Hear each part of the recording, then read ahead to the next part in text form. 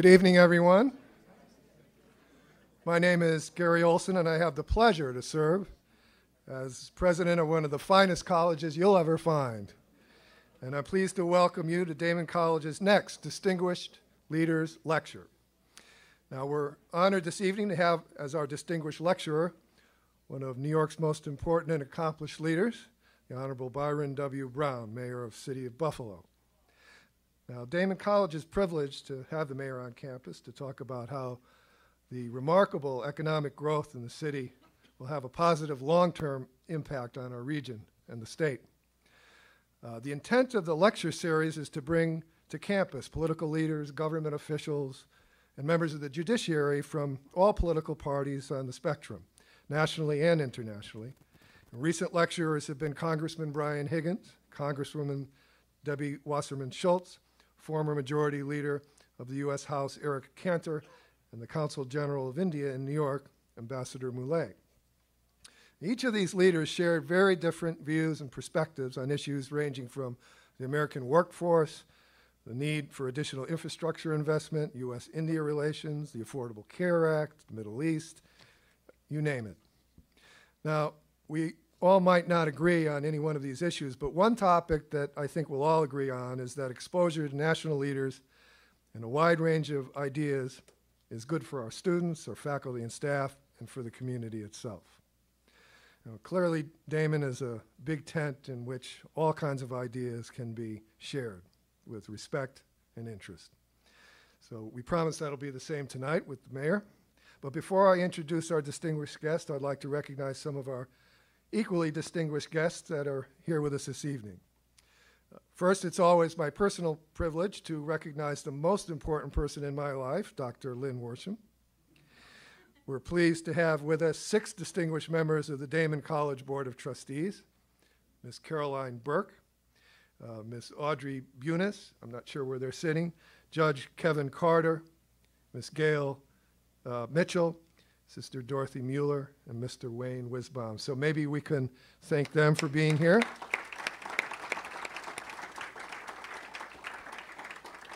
Also with us tonight are 4 members of Daemen's prestigious Community Advisory Board. Besides the mayor himself, there's Ms. Jennifer Parker, the Chief Executive Officer of Jackson Parker Communications, Ms. Crystal People-Stokes, member of the New York State Assembly, District 141, and Mr. Paul Safran, philanthropist and president of Vancouver Refractories. Maybe we can also give them a round.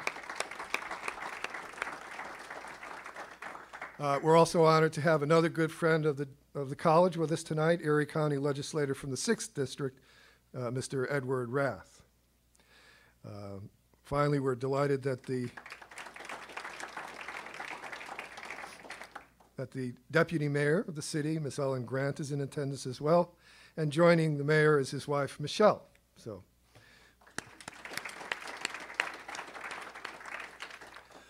and I just remember there's another member of our advisory board, Mr. Stephen Swift, he's the executive vice president at Health Now. So good to see you, Steve. And finally, I'm especially proud to have with us this evening 4 fellow college university presidents. First, the newest member of the Western New York family of college and university presidents, Dr. Catherine Conway Turner, president of Buffalo State.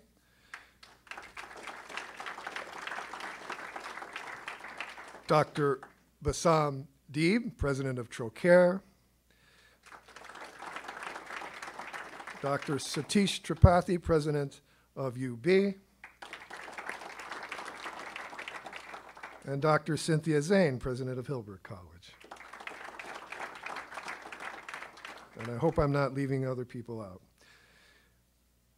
Now, if I outlined all of Mayor Brown's accomplishments since he took oath of office in December of 2005, we'd run out of time and you wouldn't get to hear him.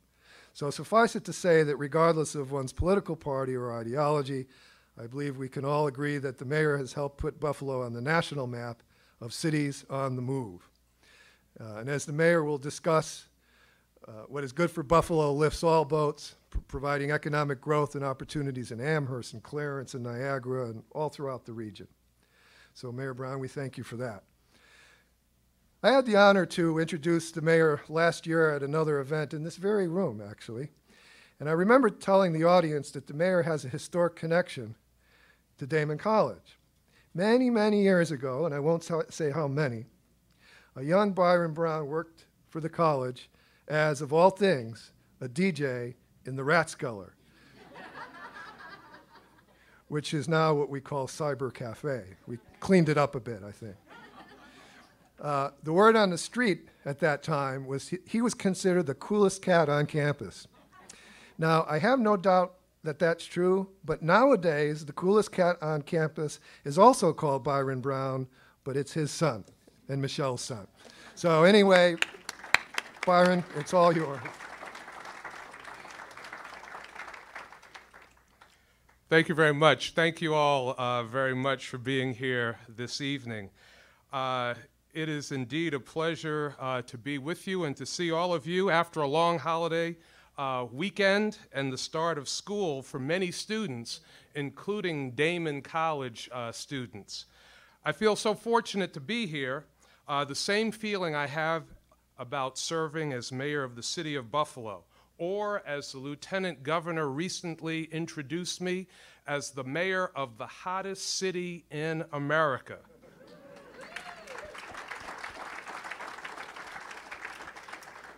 It's certainly an honor to lead New York's second largest city at a time when we are ushering in a new era of opportunity and prosperity.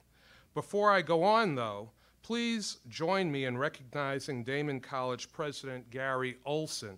Mr. President, thank you for your strong and steady leadership of this great institution. Let's give him a big round of applause. Thank you for inviting me to be with you tonight. You and your wife, Dr. Lynn Warsham, along with members of the Daemen College Board of Trustees, have been great hosts this evening. As you heard from the president, I have very fond memories of being here on this campus. And I don't know if I was actually, even back then, the coolest cat on campus, but I can tell you that being a DJ at the Rat Sculler was an enjoyable experience. I had a certain DJ name then. I am not going to tell you what that DJ name was. And I just want to let you know now, if that is one of the questions in the Q&A, it's not going to be answered. Let me, just for a moment, let me go back to my DJ days and make some shout-outs. Daemen was recently named one of the top 10 great colleges to work for in the nation. That's worth applauding. Now, Daemen College continues to grow a healthy enrollment base and effectively expand its educational offerings to meet the needs of Western New York's changing economy. And that's very significant to note, growing the enrollment base, because there are many colleges and universities around the nation that can't say that, but Daemen can boast that its enrollment base is growing. Also, Daemen's Visual Effects Certificate Training Program is providing students with the kind of comprehensive skills that are being sought by post-production companies across the country. And as you heard, my son, Byron, a recent graduate at the University at Buffalo with his bachelor's degree, is a student at the prestigious Daemen College Visual Effects Program. And he's a lot cooler than I am, by the way. As my wife, Michelle, who is here, would attest, my parents would be very proud to know that I am the speaker at today's program. My parents and my grandparents on both sides were great proponents of the importance of a college education.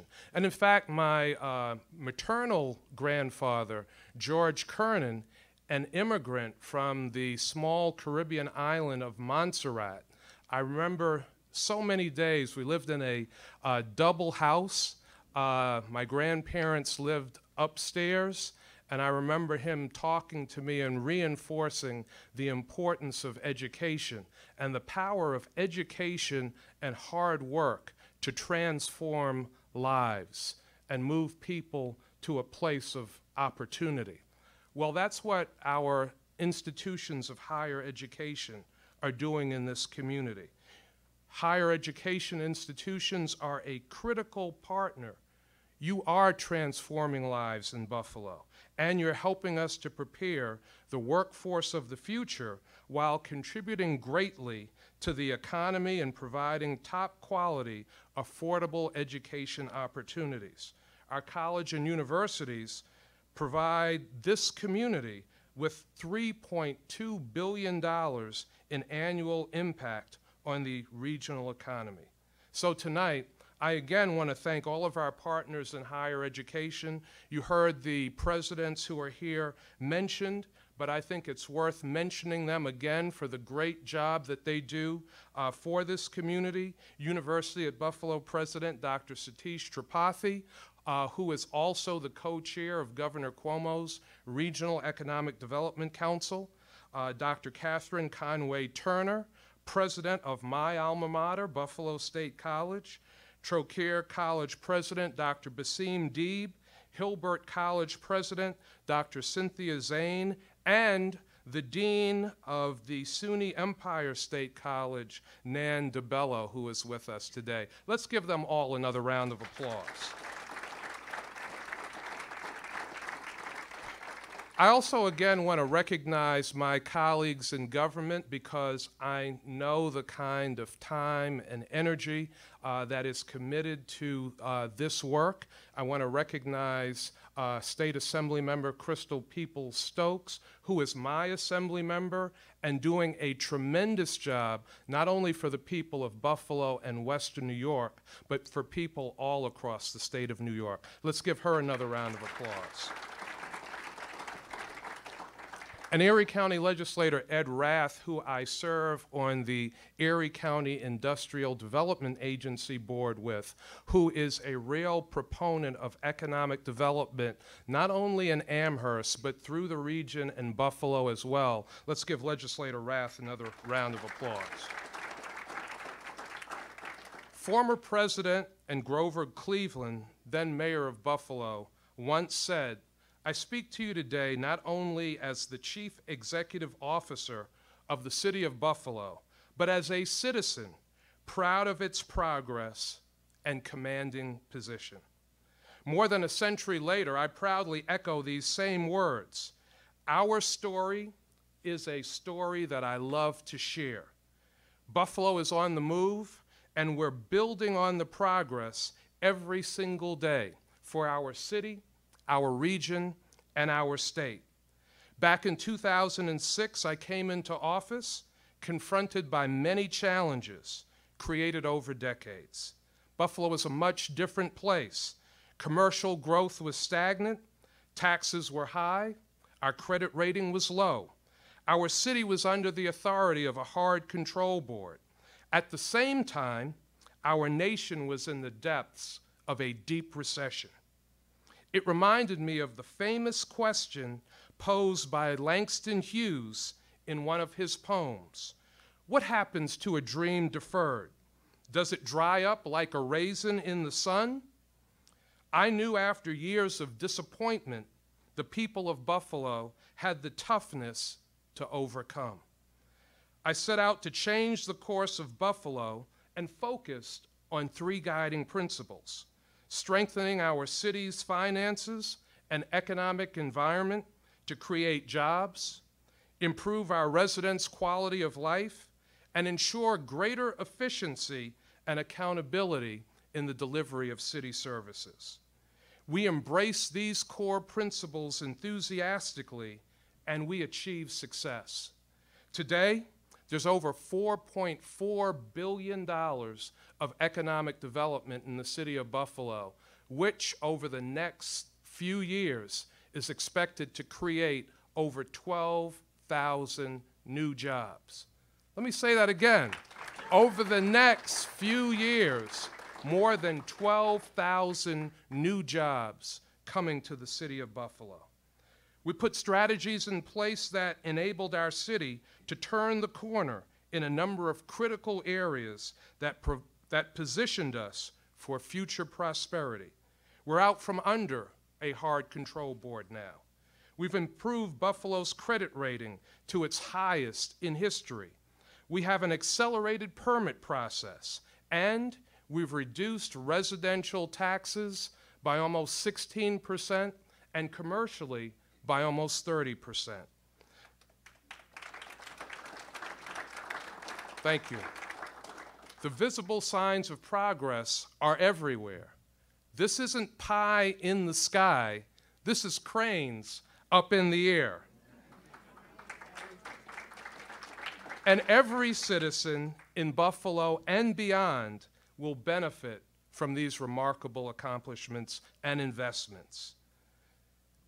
While the Avant, New Era Cap, and First Niagara Bank's new headquarters symbolized the early start of Buffalo's momentum a few years ago, our city's resurgence intensified with the opening of the new U.S. District Courthouse, Callidus Gates Vascular Institute, Statler City, and the Hotel Lafayette. Now, the Sabres organization will soon open the $172 million hockey-themed entertainment destination called Harbor Center. This is a project that I am so proud of. As you know, it started as a city surface parking lot. Many wanted it to stay a city surface parking lot, but we had a different vision. We knew that it could be something special and transformative for this region. When Harbor Center is all built out, it will create over 350 new jobs for the residents of this community and attract over 500,000 additional people to downtown Buffalo and our waterfront annually. Harbor Center is an amazing project, and I just want to again recognize Terry and Kim Pagula for their faith, their confidence, and their investment in the city of Buffalo, one that will be transformational not just for the city, but for the entire region. And in their absence, let's give them a round of applause. Right now in Buffalo, more than 700 Catholic health workers have started to move into their new downtown headquarters. Right now, construction crews are making progress on Delaware North's new corporate home. Right now, the new Buffalo Niagara Medical Campus will soon see the arrival of UB Medical School and the Oshai Children's Hospital. A $70 million housing development is moving forward at the former Central Park Plaza site on Buffalo's east side. And right now, because of my decision 6 years ago to purchase remediated brownfield land for development, Solar City will soon open a new manufacturing plant creating over 1,000 good-paying high-tech jobs.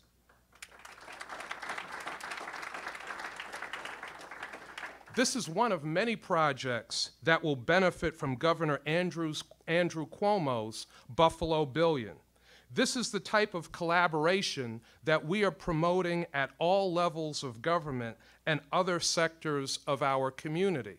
And I want to just recognize that our foundation community is here as well. And they do so much to pump philanthropic dollars into this community. They are critically important to what we're doing as a community. Now, I talked about all of this development, all of this collaboration. There's an old African proverb that it reminds me of.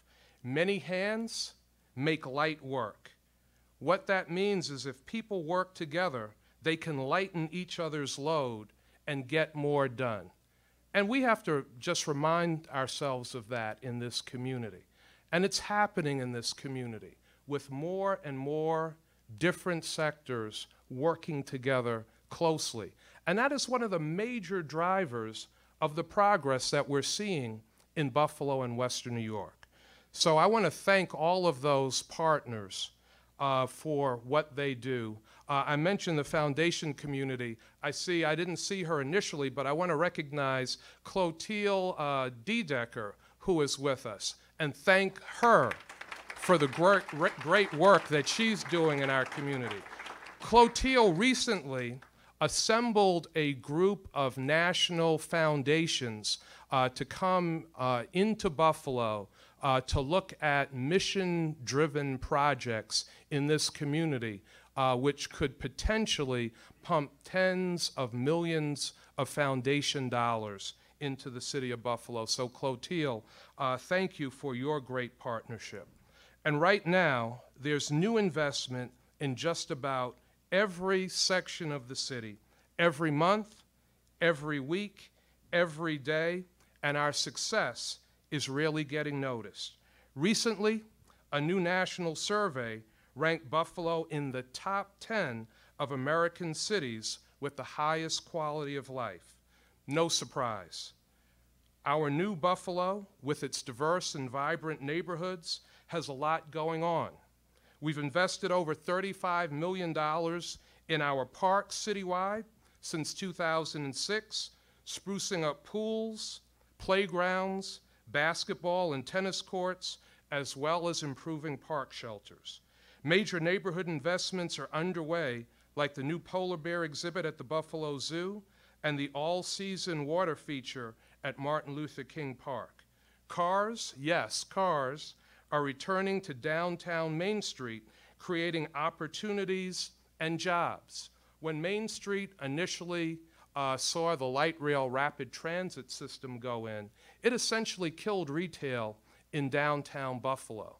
Now, by returning cars to Main Street, we see more retailers making the decision to invest in downtown, and it's really stimulating our efforts to bring new housing to downtown Buffalo as well. Buffalo is ready, Western New York. We are transforming into a 24-hour live, work, and play city that is attracting new residents, including recent college grads. Our city was just ranked as the best city for college graduates in the nation. In fact, we anticipate that by 2020, Buffalo will see its first population growth in over 60 years.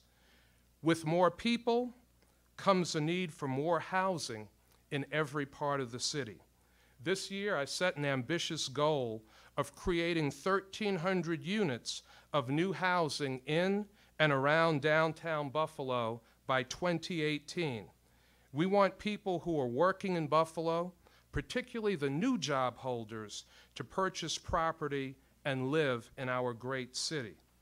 I want to just recognize Peter Camerata and Brandy Merriweather, who are here with us from the Buffalo Urban Development Corporation. They are on the front lines of my goal to bring these 1,300 units of new housing to downtown Buffalo.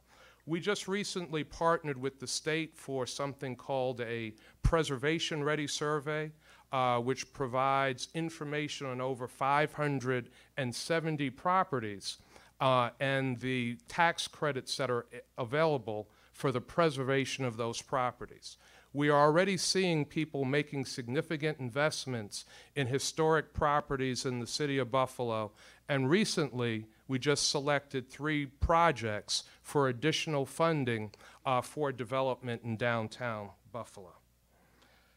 As we watch Buffalo's transformation, we must all work together to make sure our young people succeed. Say Yes Buffalo is a game changer for the youth of our city.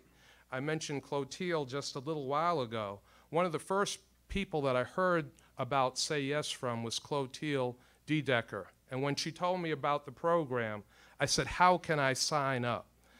I am very proud to have led the effort for the City Council to be one of the first major funders for Say Yes, a program that promises not only college scholarships for children going on to college from Buffalo public and charter schools, but provides the academic supports for every young people to be able to get to the point where they can, for every young person to be able to get to the point where they can graduate from college.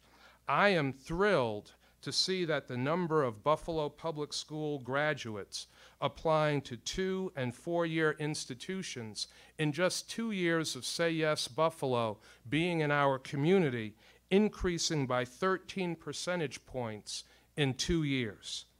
We're also proud to support summer employment for our youth. Since 2006, we've provided meaningful job opportunities to over 19,000 young people, giving them real job experience and real income. We now in Buffalo are spending the highest amount of money on youth employment in the history of the city of Buffalo. Our city is moving in the right direction. We are growing Buffalo into a thriving city where families choose to live, where businesses choose to invest, and where jobs are being created. There's a new feeling here that our best days are still yet to come. Today, we're at an incredible moment in Buffalo's history. You can count on me to keep focused on making our city and region an even better place for future generations. In closing, when I think about the extraordinary transformation taking place in Buffalo, a city that oftentimes has been counted out, I think of the words of the late, great poet Maya Angelou, and allow me to paraphrase.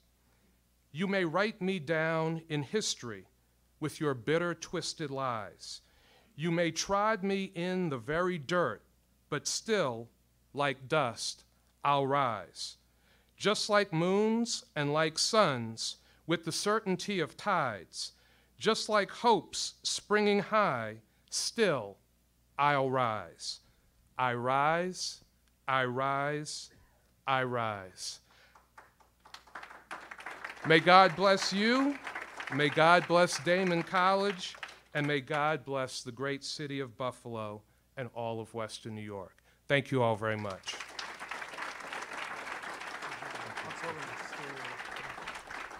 We do have time for some questions. Because we're taping, it's important that you use the microphone. Bobby Mills will go around and hold the microphone for you. So all you need to do is raise your hand so he can come and bring you the microphone. I don't know who this character is, but Thank you for your upbeat and positive talk. I was wondering if you could address the situation with the Buffalo Public Schools and the dropout rate and your recommendations to reduce this. Thank you. Thank you, Mr. Rusk. The Buffalo Public Schools, I think, are benefiting from the addition of Say Yes as a partner. And we just saw last year a 9% increase in graduation rates in the Buffalo Public Schools. And as I mentioned, over 2 years of Say Yes being a partner with the school district, we've also seen a 13% increase in young people applying to college. I talked about the critical importance of collaboration. Just recently, new school board members were seated to the board, and I think it's critically important for collaboration between the board members, and so that the board members don't see themselves as the old majority and the new majority. I think they need to see themselves collectively as the Board of Education, and they need to put the interests of the children of the city of Buffalo first. Now, you have heard me say in the past that while I favor collaboration with the school district, if parents called on me, I would certainly step up and look to take over the management of the Buffalo schools. It is not something that I am seeking, as I've said in the past, but if it was something that the parents and other key and critical stakeholders called for, it would be something that I would look at. But I think the most critical thing right now that needs to be done is collaboration among the members of the board. We have many positive things happening in the school district that oftentimes don't get reported. One of them is the joint school construction project, which is nearing conclusion.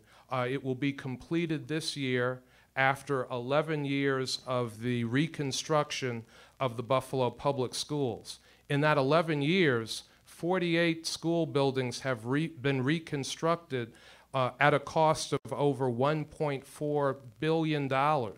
Now the city of Buffalo schools have some of the finest facilities and technology of any school district in upstate New York. You're welcome. Other questions?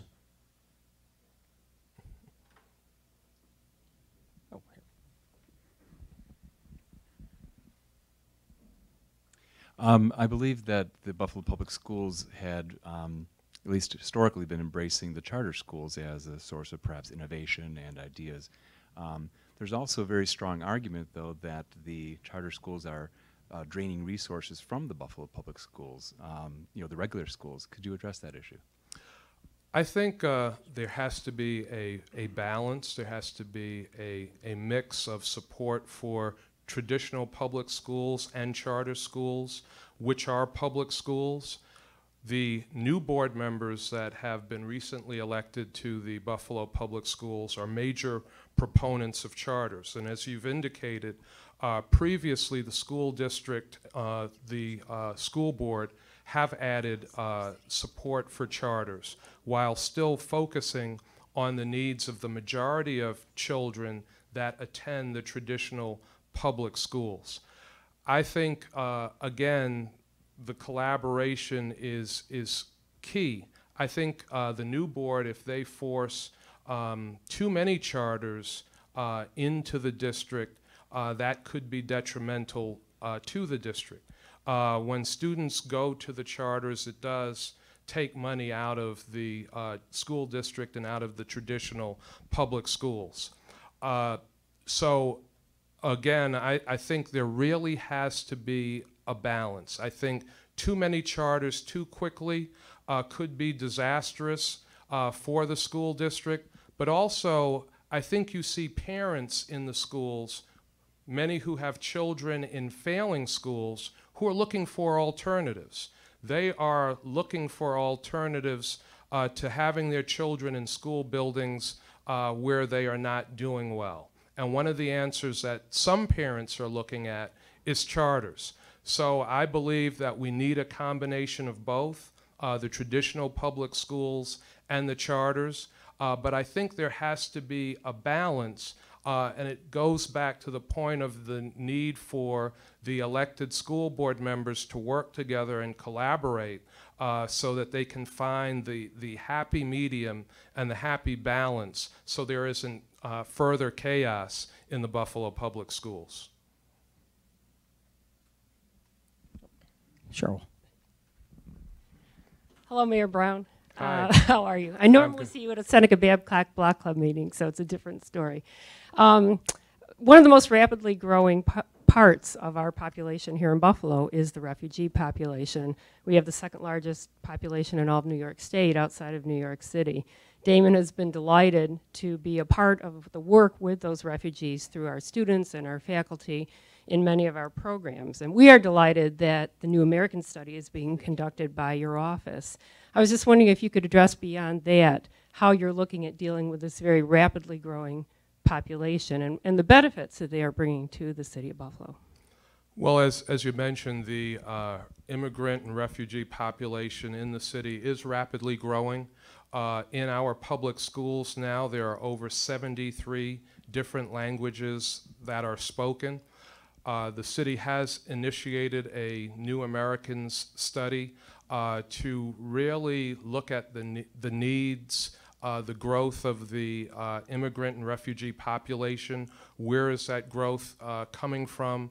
What countries are growing most explosively in terms of refugees and immigrants that are coming into the city. What kind of programs do we need to bring online to serve this very fast-growing community?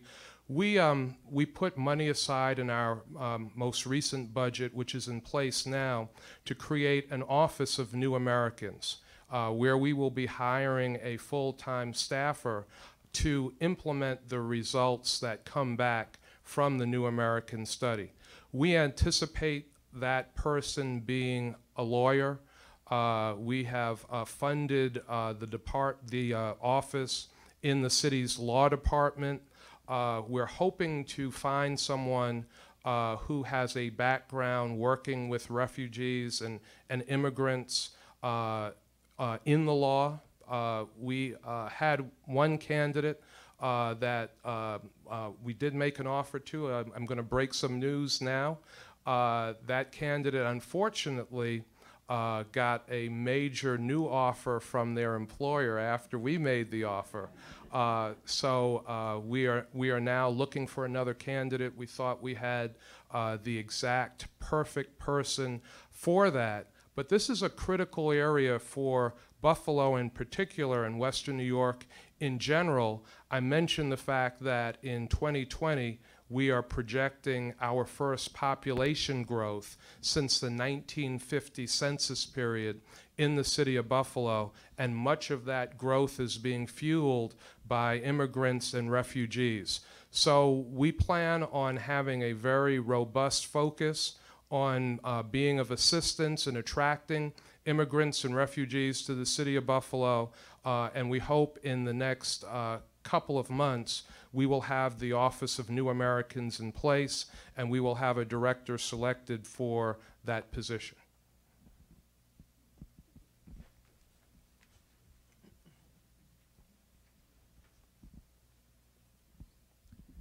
Mayor, thank you for your comments. One of the issues that individuals in Western New York and Buffalo face is quality of life, specifically crime. How do we, or how would you propose to reduce that going forward, especially as we know that as we become larger, more populous, that may increase the amount of crime? That's a great question, and I'm glad you asked that question. Violent crime is crime that gets a lot of publicity. It's crime that is very painful. It's crime that really shakes the community to its core. But statistically, crime is actually overall down in the city of Buffalo. Crime has not increased. And again, while we've had a number of homicides, and any one homicide is one too many, we are still below last year's level. We have done a number of things to try to focus on this. One is unprecedented partnerships with other law enforcement agencies. So agencies at the local level, at the state level, working with the state police, the state Division of Criminal Justice Services. I want to thank Assemblywoman Peoples for her support there. Working with federal agencies, whether it is the DEA, the ATF, the U.S. Attorney's Office, and U.S. Attorney for the Western Region, Bill Hochul, has been a tremendous partner in working with us. One of the things that U.S. Attorney Hochul has done is taken more cases and prosecuted them federally. And why that is significant, because those most violent criminals, through federal prosecution, they get stiffer sentences and longer sentences, and they're out of our community for a long period of time. So we are being very tough on crime in the city of Buffalo, but we're also trying to be smart on crime as well.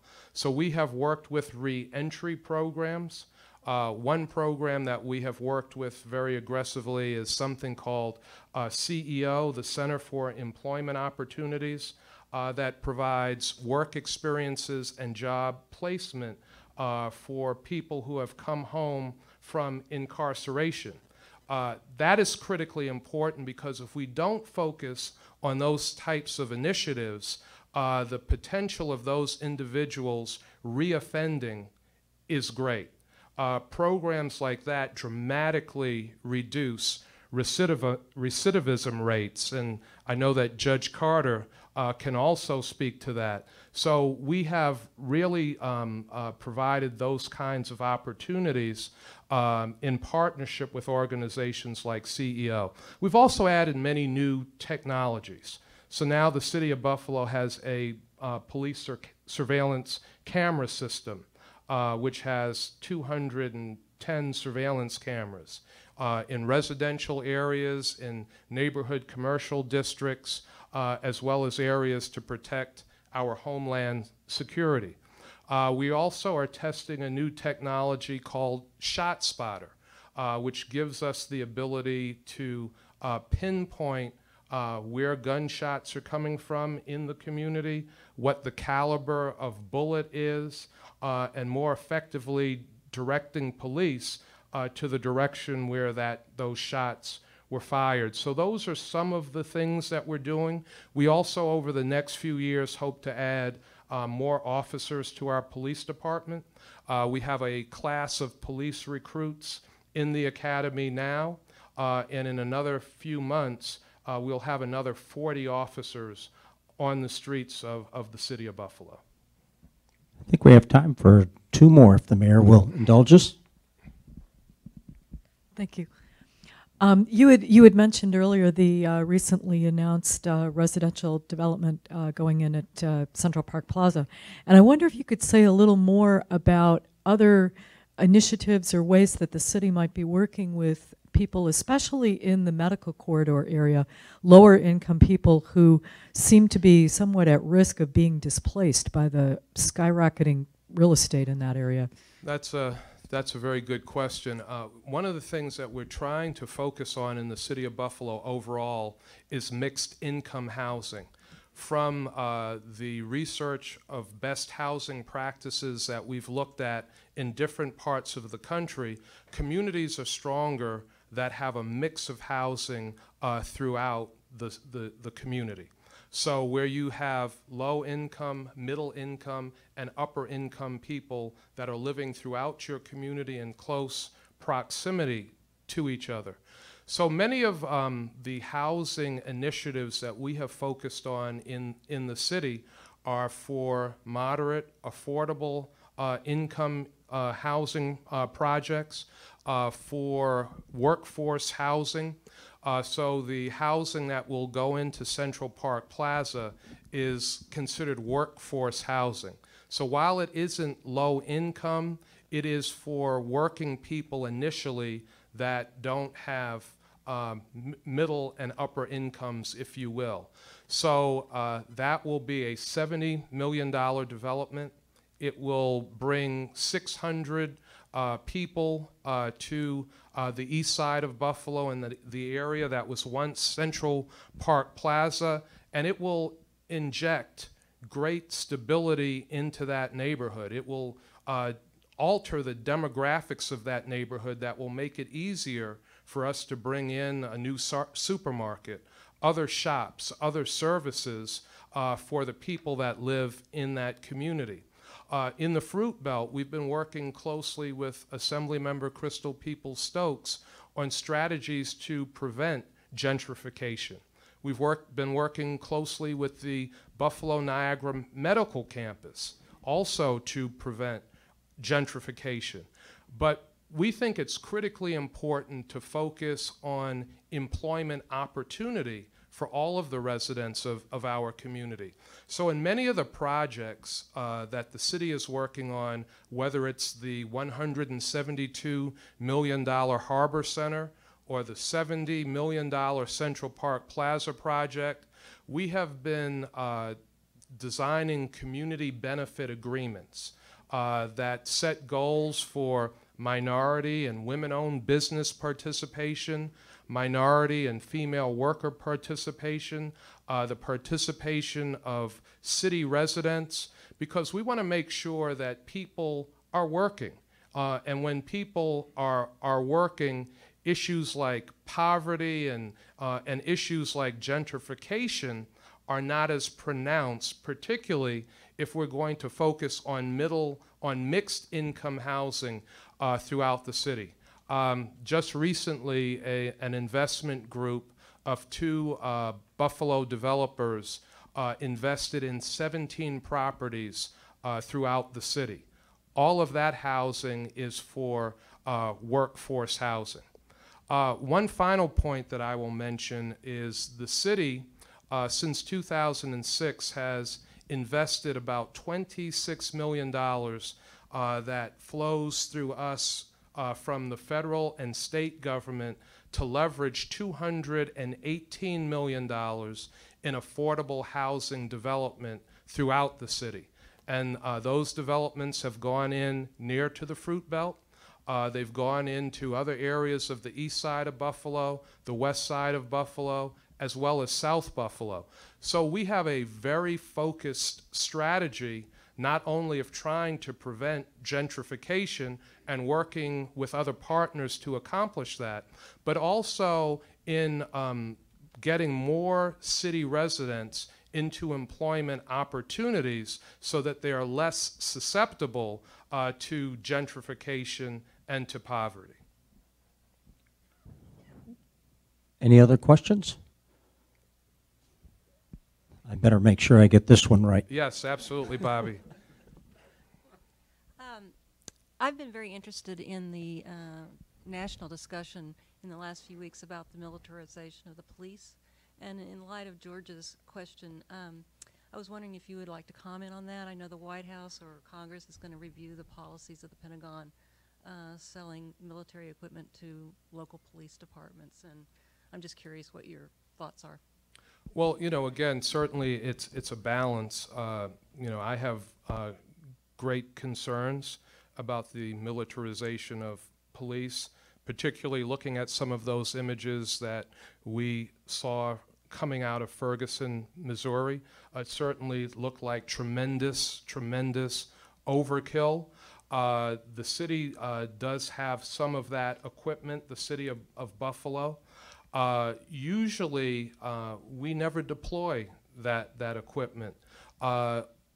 In the rare occasions when we do deploy some equipment like that, have been the few hostage standoff situations we've had in the city, where people are holding someone in a home when they're armed with some weapons. You don't know what kind of weapons they have, how many weapons they have, the power of the weapons that they have. And our police in those situations have gone out with some of this armored equipment, first of all, for public safety and citizen safety, but also to try to diffuse a situation by providing a substantial show of force. Training is critically important in any police agency. We have been focusing on enhancing the training of our police officers, sensitivity training.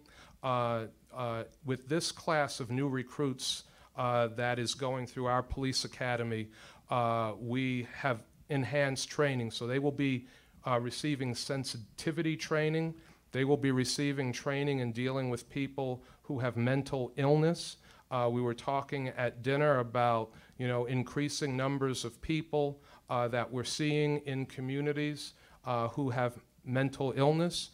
They will be receiving training in addressing members of the LGBT community. So training is critical in not getting to the point where you see this over-militarization, where you see things escalate to that kind of level. We also want to provide training for citizens. So you will see through our Commission on Citizen Relations and Community Rights some forums where we work with community leaders in talking about what to do when stopped by police. how to talk to police officers when stopped. But we'll also talk to police in terms of how to speak to young people, because young people these days are a little different than many of us in this room were at that age. I know at that age I was yes sir, no sir. You know, I didn't say anything snappy. But even when you say yes sir, no sir, yes ma'am, no ma'am, a conflict can escalate. So training on both sides is also critically important. We will be ramping up, we will be escalating training for our Buffalo police officers and citizens as well. But I think there again has to be balance. Some of those weapons, depending on the size of the city, could be necessary. I kind of question why Ferguson, Missouri might need that scale and that amount of weaponry. They're not a large community. They're a small community. They only have something like 70 police officers.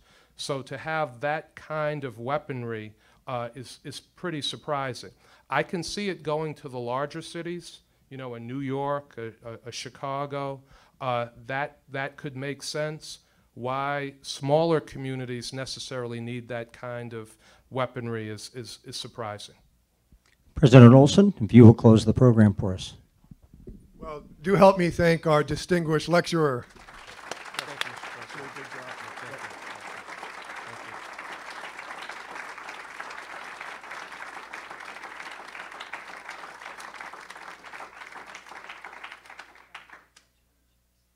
I'll just give you a quick briefing that our next lecturer will be actually two lecturers at once. That we're going to have State Senator Mike Ransenhofer along with Assemblyman Ray Walter together. And that's on October 7, I believe. Yes. And Bobby, do you remember what time? Okay. All right. So anyway, thank you for coming, and feel free to stay around and chat if you'd like. And it was really great to hear the Mayor's take on things.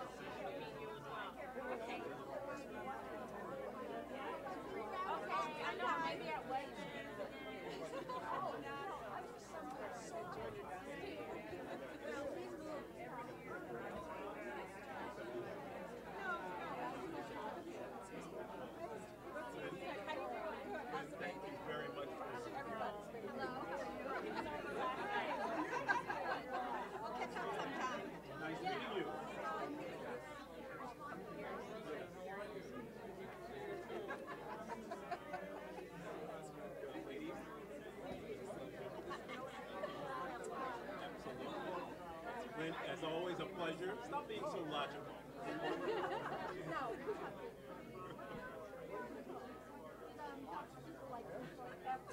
Indeed, indeed.